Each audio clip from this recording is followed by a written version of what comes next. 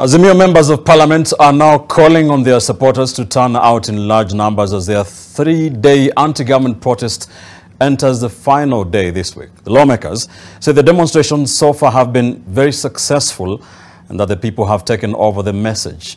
This even as the Kenya Kwanza counterparts accuse Azimio of sabotaging the economy, even as they mocked the second day of a protest as total failure. People have now owned the movement. It's no longer about Raila Odinga, Kalonzo Musyoka, Martha Karua, or Azimio generally. But it's all about the Kenyan people against the regime in power. As the opposition coalition takes pride in the second day of protests against the government, their Kenya Kwanza counterparts are bursting their bubble. Maandamano yamefail.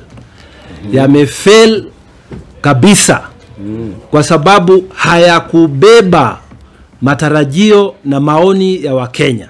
The feuding factions embroiled in blame games over elements of insecurity in the protests. The events of the last days, the last few days, have demonstrated that indeed Kenya Kwanza has suspended the constitution. We have seen the illegal abductions of leaders. We have seen the heightened police brutality. We have seen even the illegal implementation of the Finance Act, which is before court. The police are doing very well. They continue to protect lives and property of each and every Kenyan, and therefore they use force where necessary, especially when their lives is in danger. How can you handle people who are throwing stones at police and rocks and firing live bullets?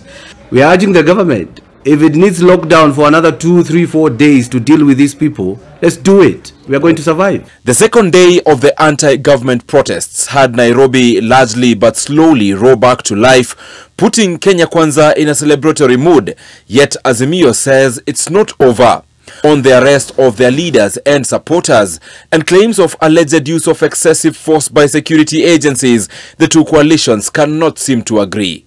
A section of the clergy had yesterday called for a truce between President Ruto and Raila Odinga.